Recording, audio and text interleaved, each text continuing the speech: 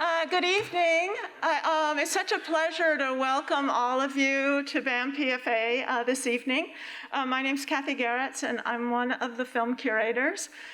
As I think you all know, this is the second in 3 programs in our series Afterimage, Walter Murch in Conversation. And he's in conversation with a different person for each of the films in this series.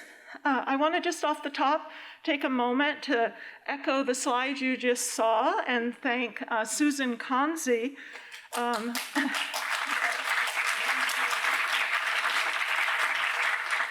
And so she's funding this series in memory of her husband, Kevin Conzi, who passed away recently. And as many of you probably know, he's the former director of BAM PFA. And she wrote me after the conversation that Walter Murch had last week that this was just the kind of program that Kevin Conzi loved, the ones in which you learn and take in from the thoughts of just wonderful and great guests and wonderful films. So I'm glad that you all gave her a big thanks. I also can see that some of you were here last week for the conversation about the film The Conversation, which was Walter Murch and Fyodor Urnov. It was really fascinating about the sound editing and the visual editing, or montage as they began to use the word during the discussion. And the discussion ranged over and was seen through a lens of state surveillance, DNA, and the case of a missing 78 scenes. Now, if that interests you, you'll just have to feel bad that you weren't there. But tonight will be just as interesting and provocative, I'm sure. Steven Soderbergh has called Walter Murch a sound and image guru. In a recent article about the release of Apocalypse Now Final Cut, he was referred to as the godfather of modern movie sound, for the way in which he rewrote the way that sound is worked on in film. We heard a little about that also last week, but I'm sure we'll come back to that in relationship to tonight's film. Also, I think many of you know that he was part of American Zoetrope from its very beginnings, through which both The Conversation and the original Apocalypse Now were made. And I just also want to mention they're going to be the American Zoetrope is going to be the subject of one of our winter series, and it has been posted online.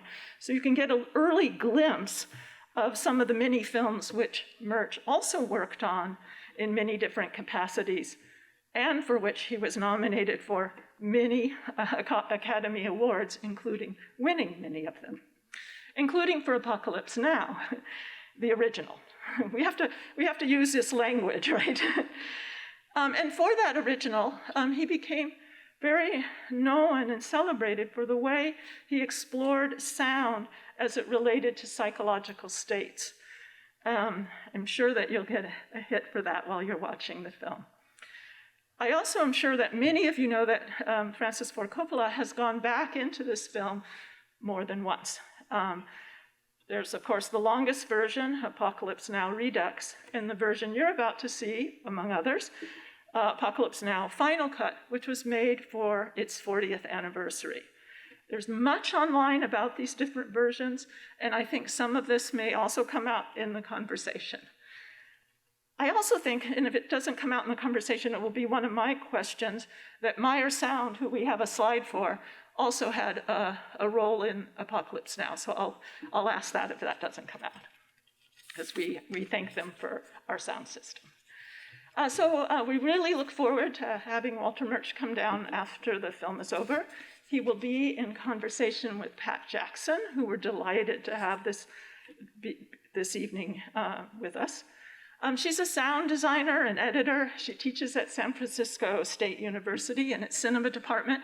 Hopefully some of you know her or have taken classes with her. I was in that department myself. And she was originally Walter Murch's assistant on films such as The Conversation last week, Apocalypse Now, the original, as well as Godfather Part 2, The English Patient, The Talented Mr. Ripley, and Jarhead. So hope you enjoy the film, and of course I hope that you will stay afterwards to partake of the conversation and then to share your own comments, thoughts, and reflections. Thank you all for coming. So it's a pleasure to welcome Walter Murch back again and to introduce Pat Jackson.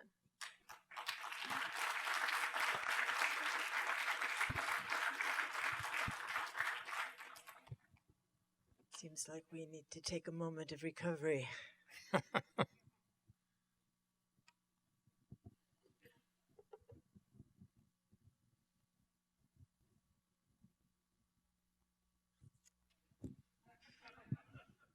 The original script for this film was written by John Milius, as credited, but George Lucas was going to direct it.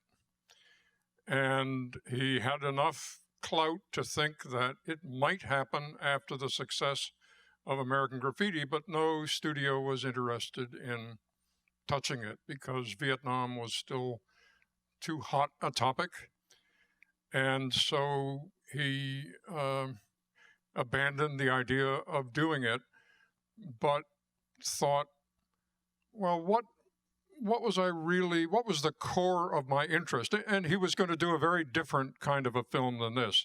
It was going to be, large parts of it were going to be black and white and kind of video the way we saw the war in Vietnam on television back in the 60s. And he was going to shoot it in the Sacramento Delta, low budget, very, very different. But he thought, okay, I'm not going to do it, but what was the core, what was I really interested in making the film? And it was the fact that a third world country, although being supplied by a second world country, the Soviet Union, was able to defeat a first world country, the largest and biggest military machine that existed at the time. And yet America lost the war in Vietnam.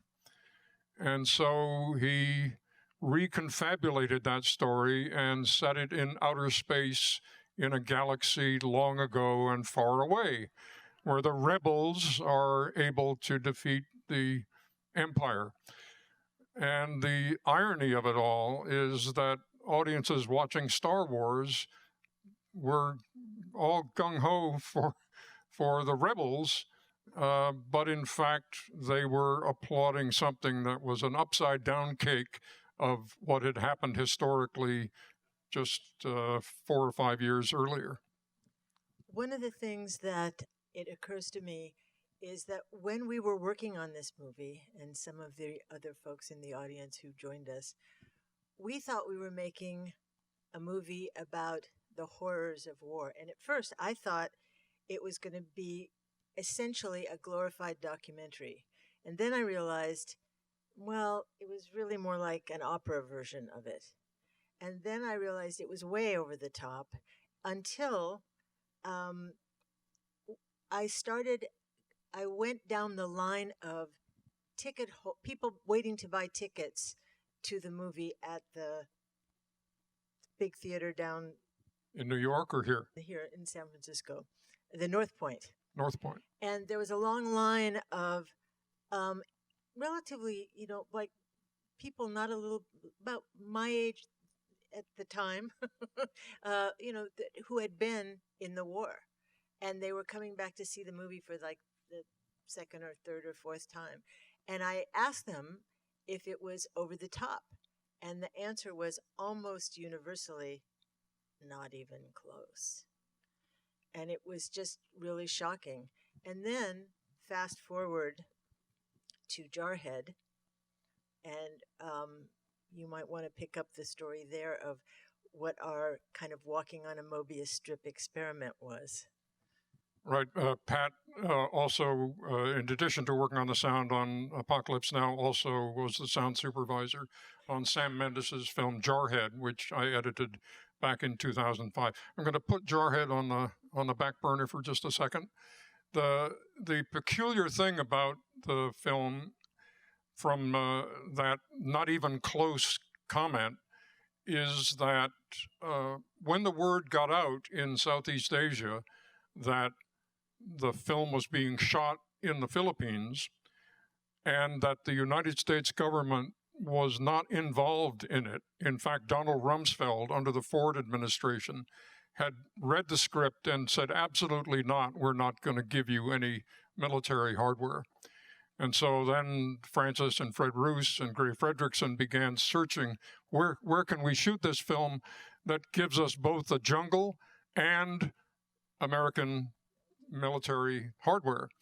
And they looked in Australia. They were going to shoot it in northern Australia in the jungles, and then eventually settled on the Philippines. And there was a deal struck with Ferdinand Marcos and his wife Imelda at the time. I think it involved Francis dancing with Imelda at some festival. Okay, then you can have all the stuff. And so all of the hardware you see, the tanks and the helicopters and the everything, was American military equipment that had the Americans had given to the Philippines. And yet, officially, the U.S. government was not on site, so to speak. And this attracted people, American soldiers from all over Southeast Asia who, like Willard, had fought in the war and then couldn't go home. And many of them were listed as MIA, but they weren't missing. They had just faded into the infrastructure of Southeast Asia and ran, little Bush airlines from one island to another or something. And so they came and they became the advisors on the film. And so rather than Major so-and-so or Colonel so-and-so sitting watching the film, it was, again, this upside-down cake. The film was being advised by the Willards, in fact, of the war, who pushed Francis to go further. Every time Francis would do something, and he'd look at them to say, is this the weird enough? And they would say, more. And so it's unique. It's a unique film from that point of view, that something as expensive and as gigantic as this film was done without the cooperation of the government, and in fact, just the opposite. It was advised by the disenfranchised military people who had fought in Vietnam and then kind of gone into the jungle. What Pat was referring to in about Jarhead is that when Anthony Swofford, the author of the book Jarhead, was inducted into the Marines and sent to the first Gulf War. This is back in 1990, the Iraqi invasion of Kuwait. So he was in the Marines before this happened, and part of their induction, part of their training was to watch selected sections of Apocalypse Now to get them charged up. And when we were working on Apocalypse Now, Francis said several times that you can't make an anti-war film without also referring to the sensuous kind of the flypaper sensuousness of war, that it is intoxicating, and soldiers experience something in the military and especially in battle that, as Willard said here, you would never experience in the factory in Ohio. And that we had to, as filmmakers, tip our hat to that, more than that, to go all out and to celebrate that craziness of the what in this film was the Valkyries' attack, the attack on the village. So if we can show this little clip. By the way, I was as I said, I was the editor. Pat was doing the sound on this film. So again, the theme here is this upside down cake of what happens to a film that kind of enters the cultural bloodstream and then gets referred to in novels like Jarhead, and then in a film like Sam Mendes's Jarhead. Fire. Hit.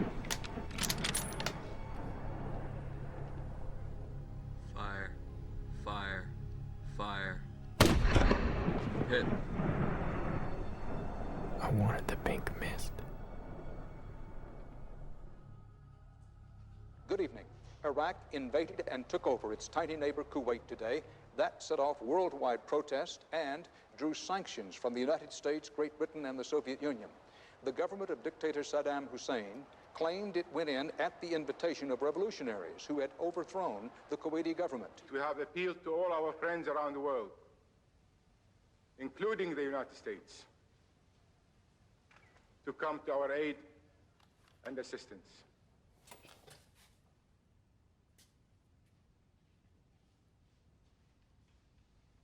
We're going to fucking war.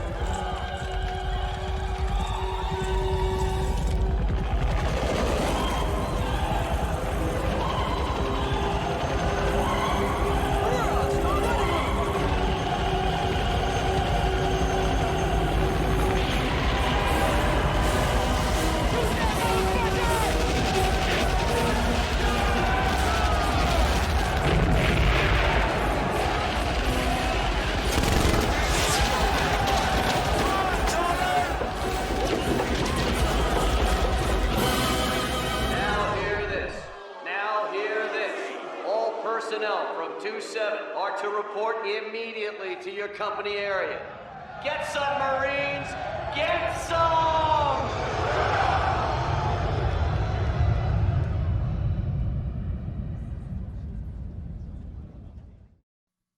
So when I read the script for this, for Jarhead, and I turned page 18 or whatever it was, and thought, uh-oh, can I do this? And it's one of those moral dilemmas that you get handed from time to time. And I took the exit ramp that most people take, which is somebody's going to do it. And if it's going to be anyone, it might as well be me, because I know all of the ins and outs of this particular scene. But it does absolutely present that issue of what kind of film are you making? Why are you making it? And then to watch what happens to the film as it enters the bloodstream of the culture, which Apocalypse Now certainly has done. And at that point, you really can't control where it winds up in its trajectory. I have to say, though, that they're not mostly what happens when you work on a piece of work, or when an artist makes a piece of art. They don't get to determine what happens to it once it's released into the cultural bloodstream, except that Francis continues to do that. This is the third version of the movie, and that it's just interesting to think about. At least I tried to comfort myself for a moment by thinking it was just a movie. I mean, Jarhead part was just a movie, and then realized, no, this is based on the experience of an actual living Marine. And then you told me a story of how Francis was between after The Godfather 2, feeling that he was looking for a different kind of experience? Yes. That was just, it's worth sharing with Yeah. a larger Pat audience. also worked on Godfather 2. I didn't edit picture on Godfather 2, but did the mix with Mark Berger. And we were, after Godfather 2 came out, we were having a post-mortem a couple of weeks later. This would be sometime in early 1975, I guess. And the film Godfather 2 was a complicated and wrenching experience for Francis. And there's so much of his personal family overtones of the family dynamics of the Coppola family woven in to Godfather 2 that it adds another weight in the directing of it. And Francis knew that there are films and filmmakers who don't willingly plunge into that morass. And he said, I'm tired of reaching down into my intestines, pulling them out, slapping them on the table, and hacking away at them in full view of the public. I just want to make an ordinary big film with lots of action and 3 bankable stars where I can sit in the director's chair and say, bring on the empty horses, bring on the helicopters. I know what I'll do. I'll direct Apocalypse Now. And of course, the fates were listening to his hubris at thinking that it was going to be easy, and of course, it became anything but. But in the original gesture of I'm going to make this film, he saw it kind of. I mean, it's hard to conceive now, but as a sort of paint by numbers film compared to Godfather Part 2.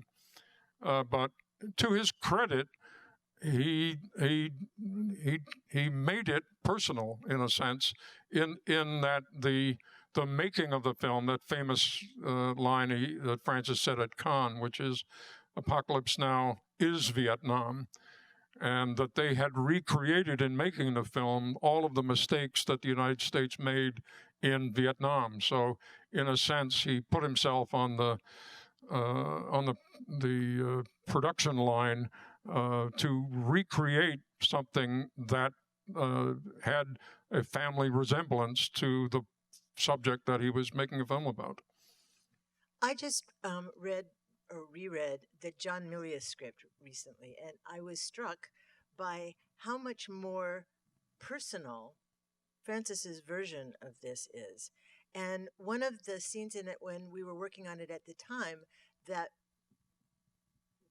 was most broke my heart the most was what we called the puppy sampan scene. And I,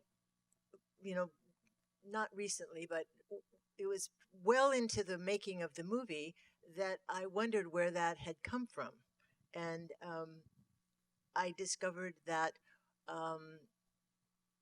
at the point, remind me of the story that Francis came back. Yeah, there was a typhoon after 2 or 3 months of shooting, starting in March of 1976, and in May, I think it was, or early June, I forget, there was a typhoon that destroyed sets, and it just obliterated everything, and they had to stop shooting for, I think it was ultimately 3 months. Interrupt for a second to say, this was after Harvey Keitel was replaced by Martin Sheen. Martin Sheen had had a heart attack.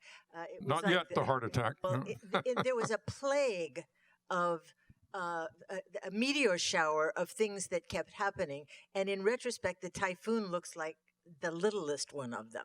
But yes, exactly.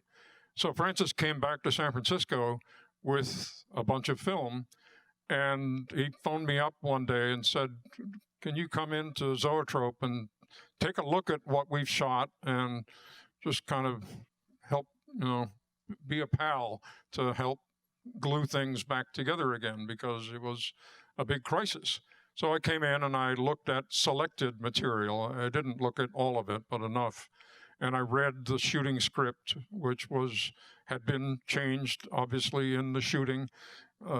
Things happened differently. And so I kind of, I said, well, what would you like me to say? And he said, well, is there anything missing from this script? And I thought, yes, there is. That the conceit of the film is that you send Willard on a mission on a boat upriver to go and do something, and yet halfway up the river he meets somebody who was obviously helicoptered in to give him more instruction. So why didn't they just helicopter him in? Well, it's because this is how we get to see the war, where Willard is the eyes and ears of the audience.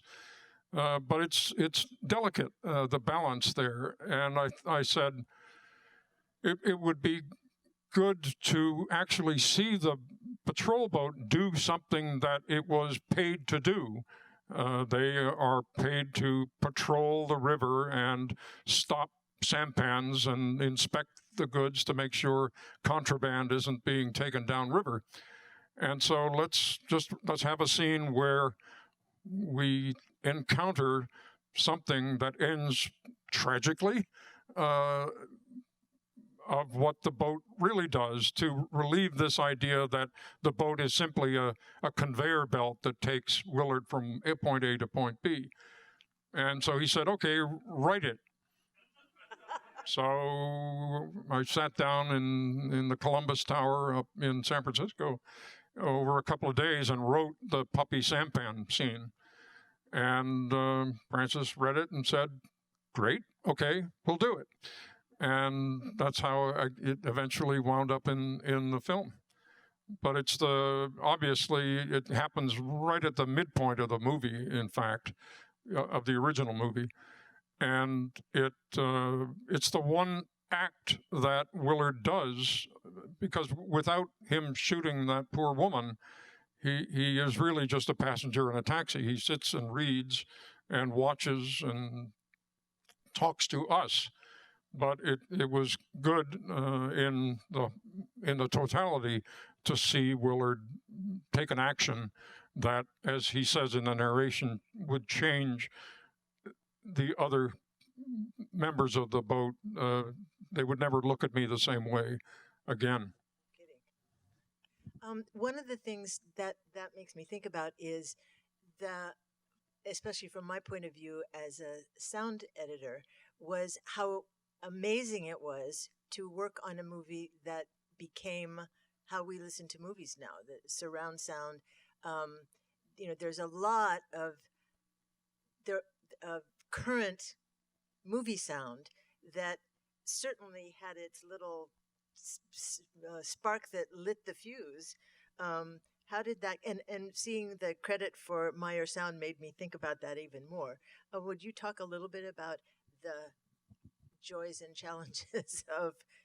Yeah, it was Francis had played a 4-track recording of Tomita's The Planets. It was called quadraphonic in those Right, this days. is back in the mid-70s. And a quadraphonic was a speaker in each corner of the room, and that's what it was. It was stereo of all 4 corners of the room. And he said, this is how I want the film to sound. And so there was a meeting. I was working on Fred Zinnemann's film Julia in London, and Richie Marks was editing, and Richard Beggs was doing in San Francisco. And so we all converged in the Philippines on the set, not a few days after Marty did have his heart attack. And so the whole situation was very fraught, as you can imagine. But full credit to Francis. He was able, like Napoleon, to kind of switch from one part of his brain to the other and have a very serious discussion about this new revolutionary sound for this film. And I listened to everything and observed that a quadraphonic is fine for music, but you need a hard center for dialogue for a film. And fine, Francis said, it'll be 5-track, not 4-track, quintaphonic. And then kind of as we were leaving the table, he said, and another thing, I want the explosions to be felt rather than heard. I want it to be low enough and powerful enough in frequencies to shake your internal cavities rather than just your eardrums. And I said, that's another track. And so that, at the time, we were talking about a 6-track format, 3 speakers behind the screen, a channel in the left back, and then another channel in the right back, so that we could send helicopters in 360 degrees around the room, and then super low frequencies. This is the Meyer sound end of things that would go down to, I think, 25 or 30 cycles per second, which is right at the edge of what you can hear, infrasonic sound. And that was how we mixed the film. It was how the film was shown in 70 millimeter. And we thought, well, this is kind of a one-off thing. But it eventually gained traction. And then with digital sound in the early 90s, it really began to take hold because it became much less expensive to do it, to make prints with all of these channels in the theater. And now we have Atmos, which is, I forget, 64.2 or something. And lots of different formats in between. Something else that I show in my sound design classes that I wanted to talk about a little bit is the narration, which I always thought it came along with the script, but I was led to, I discovered rather recently that at one point Francis had said no narration.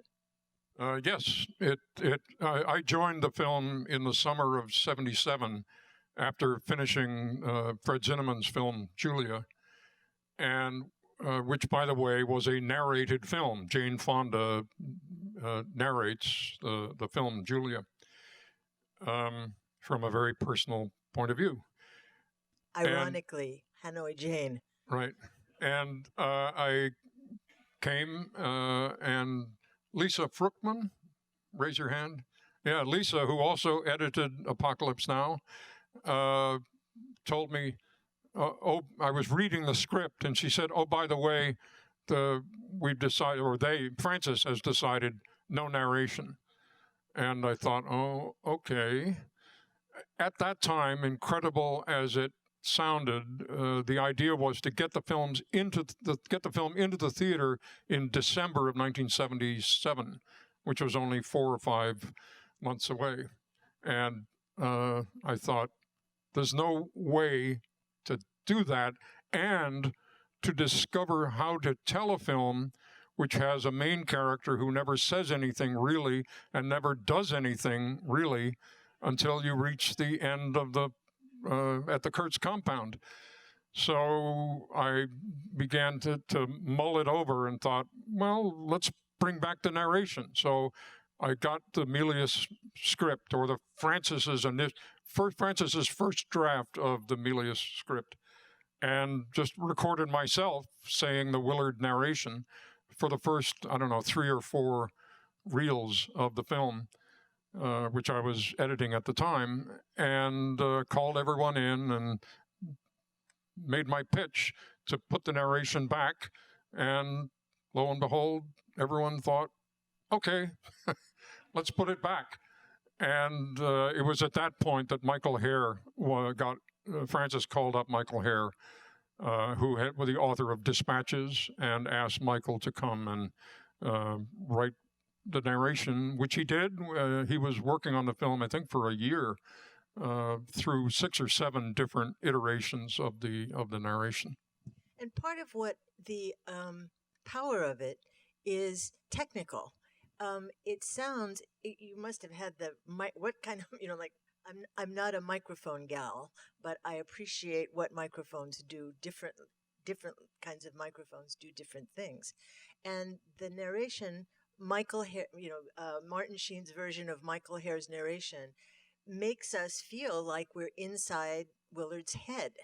And it's partly how it was recorded. I mean, it's certainly how it was placed editorially, but the technical underpinnings of it are part of what gives it its power.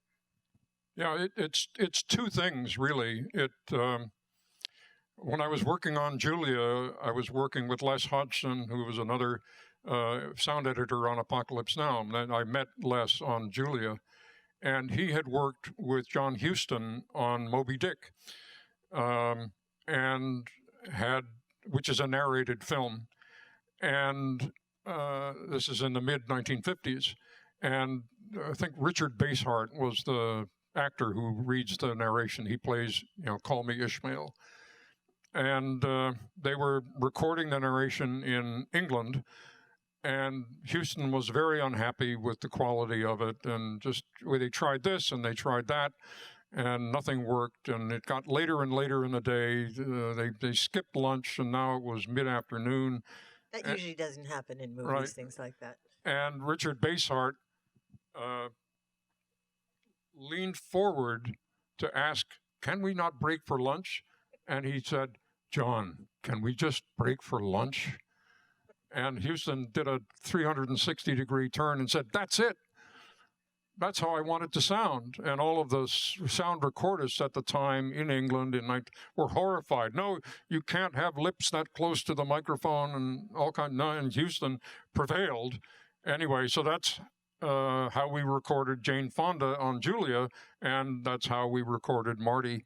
The idea was that he's lying in bed and his wife or girlfriend or whatever is next to him, and he's talking to her. So it's pillow talk. It's got an intimate quality to it rather than the narration that broadcasts itself. And then the other thing just technically that we did is we put all the narration equally on all three speakers in the front. So it's a wall of sound, which makes it have a different quality than the dialogue, which is coming only out of the center speaker. Thank you all for having the occasion for me to hear the actual origin story of where the narration came from, because now I know.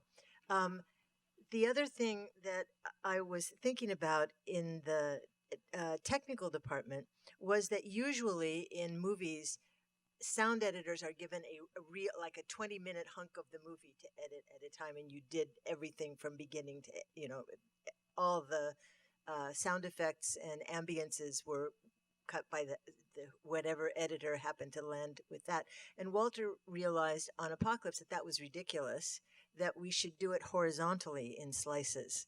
And so that was sensible, and there's so much that's not sensible in the way movies are made, and that was just a real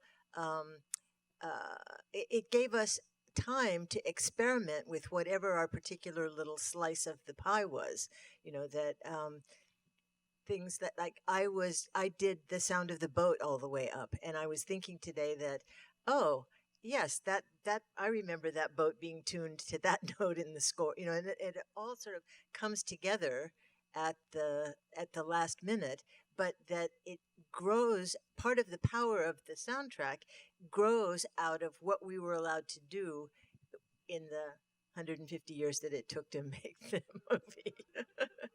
Yeah, this again was another thing that I picked up from Les Hodgson, because this is the way they worked in England. That they didn't do editing by reel, they did it orchestrally, in the sense that, there's a string section, the woodwinds, the brass, and the timpani, and that was how you did it. So one editor would edit the string section of sound effects all the way through the film. Another editor would edit the woodwinds all the way through. In our film, it was Les Wiggins edited all of the munitions. and Les Hodgson edited all of the atmospheres, the insects, and everything else. And Pat edited water and boat. And vocals, the background, Right. all those folks in the background. So it's just much more like a orchestral situation. Maybe we should open it up to questions. One more question. Yeah. One more thing, though. Some people know about the score, the piece of the Valkyrie, the version of the Flight of the Valkyrie that's in the movie was what we call temp music. And it was, at some point, someone realized that we needed to get the rights to it, and they were unavailable.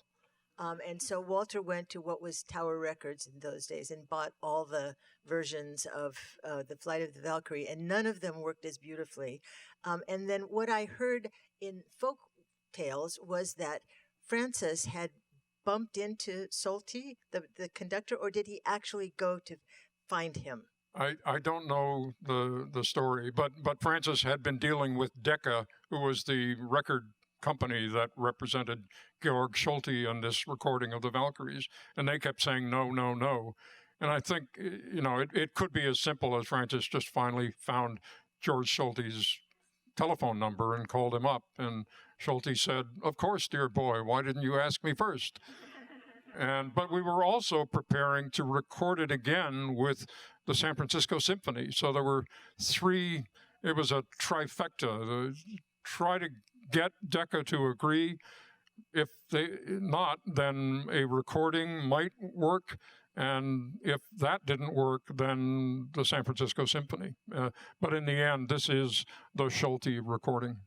I hope he just bumped into him at a cocktail party. Okay, questions from the audience. Yeah, and there's ushers on either side, so if you can wait for them to come. So we'll take the question in the middle, and then if you could get the gentleman who's about 3 rows up. Hello. Honor, sir. Thank you.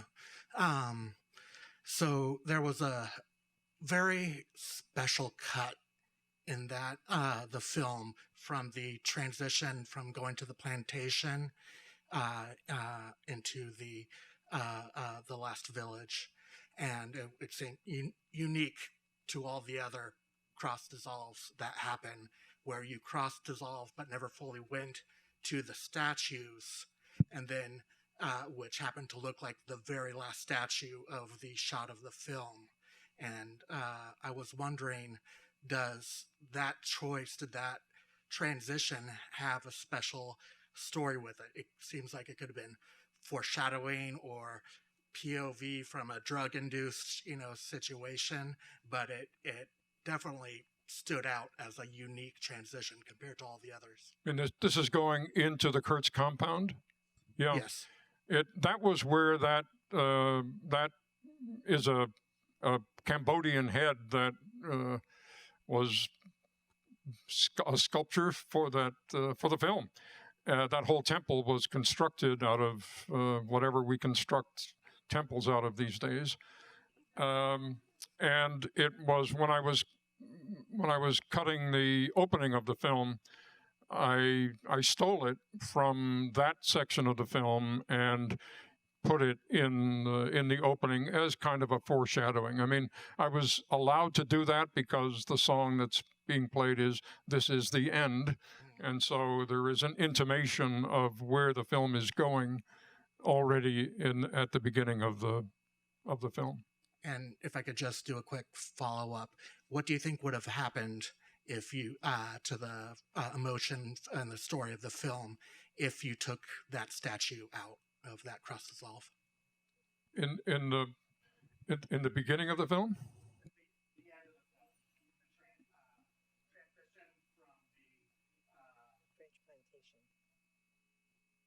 I don't know. I don't know.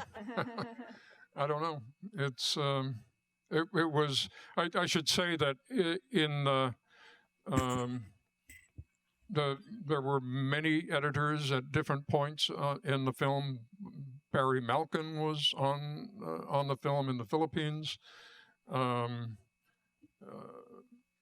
Lisa mainly cut the how fat the Playgirl bunny scene, and many other things as well.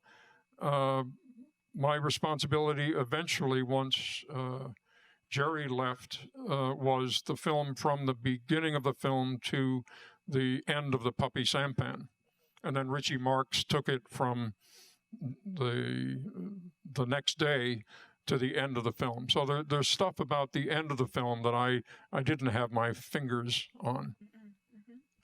So can you raise your hand? That's where the mic's going to go, and then can you go all the way to the end? About five people in. I've realized that you mentioned a few minutes ago that there was somebody else who worked on the insect sounds throughout the film. One thing that struck me watching this tonight is the recurrence of the sound of flies buzzing, including Colonel Kurtz catching and releasing one. I was wondering if there was any sort of intentional motif behind the recurrence of that sound. This is kind of like the presence of oranges in The Godfather signaling death. It was an accidental thing. There are lots of flies in the Philippines, and there they are. And, you know, the famous scene On the Waterfront of Marlon Brando taking advantage of Eva Marie Saint dropping her glove, and he puts the glove on. She wants it back. He won't give it to her, and he does this. It's just when actors have flies around them, they want to do something with the fly. And then, of course, see a fly, hear a fly. We would add the buzz to it. I have to add here it amuses me because I teach in a cinema department to think about symbolic themes, and because they seem so random in the reality of how movies get made. And I can remember at a point that Francis was reading a graduate thesis in which the writer makes the point that in Coppola movies, oranges equal death. And because there's a scene in The Godfather where Marlon Brando's character is shot and oranges roll down, he's carved fangs out of an orange skin when he dies at the end. Spoiler alert if you haven't seen The Godfather. And in Godfather 2, it's the pile of oranges when Michael tells Fredo he knows it's him, and Francis was heard to say, "Huh, I'm going to have to try that." And so that's kind of how I feel about. Yeah, I think this graduate student's paper came somewhere between Godfather 1 and 2. And so by the time of Godfather 2, Francis was tipping his hat to this. He was doing it consciously, but in Godfather 1, it was just the oranges were something colorful and appropriate. that relieved the black and whiteness of the street. So can you raise your hand so they see who has the mic? Pass it to her, and then we'll go to the woman in the middle there. Hi. I was wondering if I have a question for Walter. Do you know anything about? I remember hearing online about a work print of Apocalypse Now that was like really long. I think like 4 hours long, and in the beginning it played the end in its entirety. Do you know anything about this? Sure. No, I think it's like 5.5 hours long. And that's just how long the film was at a certain point, although I should say that the whole ending, this is 5.5 hours without the real ending of the film, which Dennis Jacob was working on, and that was not finished at the time that 5.5 hour tape was made. So it probably would have been 7 hours long with everything in it. But that's show business, as they say. So in the middle there, and then we'll come down to the front on the side here. Hi, I was watching the film and I thought it was really, really similar to Joseph Conrad's Heart of Darkness. So I read that novel during high school last year, and I thought it was really interesting how the sound effects amplified the insanity increasing as they traveled upriver, I guess. Could you tell us a bit more about how you used sound effects or editing effects to increase the insanity the crew and like others felt? Yeah, that was when I joined the editorial team in the summer of 1977. We had a Chinese meal editorial, and Francis stood up and said, "Well, welcome, Walter, to editing." And there's a rule on this film, which is the longer you work on it, the crazier you get. So I'm the longest, so I'm the craziest. But I want the film to begin like ordinary and get weirder and weirder as it goes along. And so what I want to do is have Walter, who's the newest and therefore the sanest of this group, to work on the beginning of the film. And then Richie Marks will work on the middle. Richie will work on the end because he's the longest. And Jerry will work on the Valkyries section because hasn't been on the film as long as Richie. And I looked at Dennis Jacob, who was also there, and I said, "Well, what about Dennis?" And Francis said, "Well, Dennis is always crazy, so he does the real end of the film." And everyone laughed. But it's ironic because arguably the opening 8 minutes are the craziest of the whole movie, and here, supposedly I'm the sane one putting it together. But yes, there was a concerted effort to have the sound itself get more and more discombobulated as the film goes on. Something else that is a technical note is the opening montage was done with, it was pre-Photoshop, After Effects, all those fancy things. And so some of the students that I teach can't believe that it was even possible to do anything very fancy before we had access to all of that digital image processing.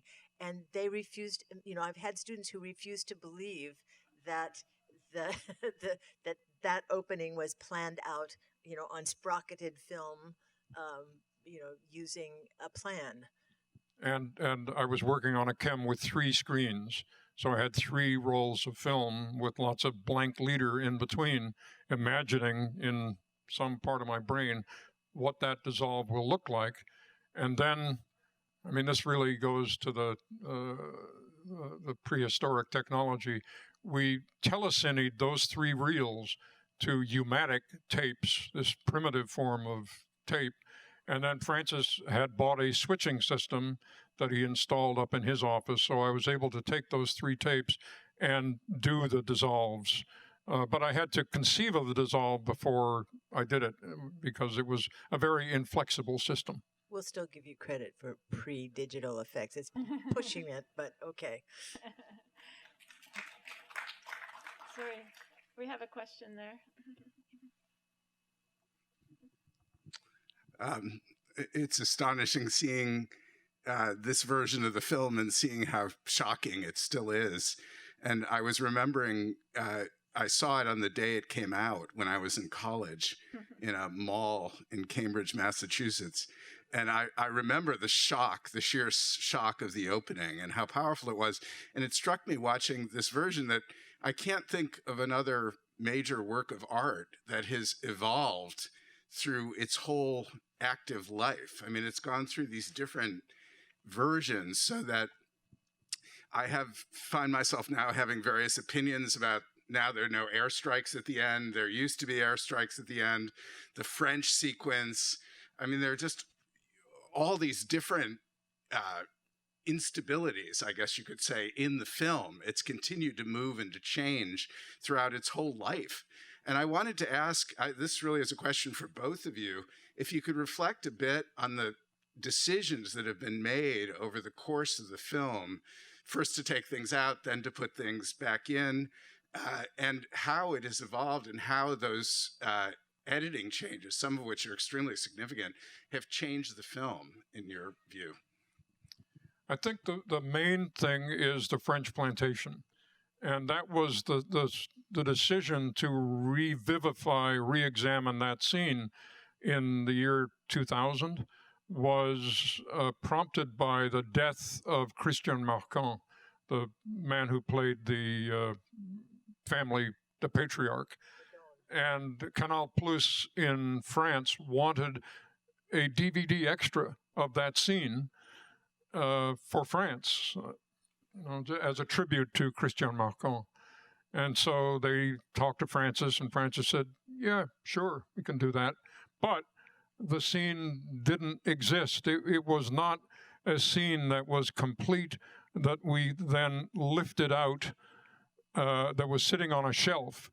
What happened during the editing of the film is that it began something like this version that you just saw, and it was deemed to be too long, and so it got shorter and shorter and shorter.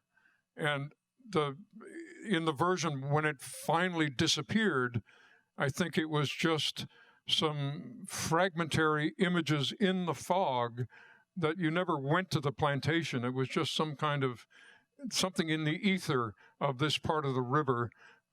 It was an echo of the French plantation that was there. But this was, again, things that Richie Marx and Francis worked on. And then finally, it completely disappeared. So when I did the Redux version of Apocalypse in the year 2000, there was nothing to guide us. And so we got the original negative back from its hiding place in limestone caves in Pennsylvania, brought it to Zoetrope in San Francisco, telecined it, and then on the Avid, I just said, well, here's some dailies, pretending that Francis was shooting this now. Let's cut the scene together. So the version you see is not the version that it was when it was lifted out of the movie. And it's a problematical scene. That's why it had that shrinking and then final disappearance, because you're geared up from the beginning of the film to want to get to Kurtz. And so the moment that you think, oh, there's something up ahead coming out of the fog, you think, well, this must be Kurtz. But it's not Kurtz. And you go into a family, a Coppola family dinner, basically, where politics is talked about with great passion. And then two people retire and go presumably to smoke hashish and make love. But that's as I was sitting here watching it, this time I became impatient with it because of that it was just, I wanted to get to Brando, and I wasn't ready for this. So even though my fingers are all over that scene, there's Okay, where did the music in that scene come from? It was composed by somebody whose name I don't remember. Thank you.